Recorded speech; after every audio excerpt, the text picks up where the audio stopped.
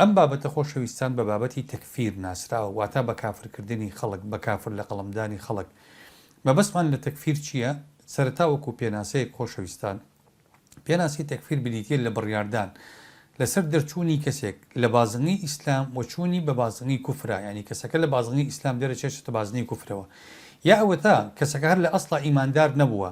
بەڵام کارێک یا گفتارێک یا بیر و باوەڕێکی هەیە، ئەم کار و گفتار و بیر و باوەڕە لە بازنگی کوفرا پێناسی ئەکەن، لە بازنگی کوفرا بێنایەکەن.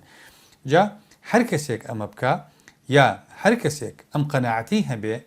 ئەمە پێی ئەوترێک کافر و لە بازنگی ئیمانە ڕواتە دەرەوە. ئەم خاڵە بەڕێزان وەکو عەرزم کردن، ئەمڕۆ مەترسیەکی زۆری لەسەر خیتابی ئیسلامی دروست کردووە، دروستبوونی هەندێک گروپ کەسایەتی، هەندێک ڕەوتی فکری کە ئەمەیان کردوێتە منهەج و بینا لەسەر ئەمە کارەکەن و ئەمە وەکو عەرزم کردن بشێوی ناوەتەوە بۆ خەڵکی مسلمان. من حەزەکەم لە زنجیرە باسێکە پشتیوان بەخوای پەروەردگار تیشک بخەمە سەر بابەتی تەکفیر، بنەماکانی هۆکارەکانی دروستبوونی سەرەتایی دروستبوونی تەکفیر لەکوێوە سەری هەڵداوە، ئەو بنەما شەرعی و زانستیانەی کە ئێمە بووی ئەگەڕێنەوە لە مەسائلی تەکفیرە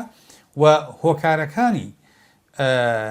زیادبوونی ئەم بابەتە لەم دواییانەیە، بە تایبەتی سەر هەڵدانی کۆمەڵێک گروپی چەکدار بە ناوی داعش و پێشتریش سەر هەڵدانی جەماعاتی تەکفیر و هیجرە لە میسرا و لە شوێنەکانی ترە.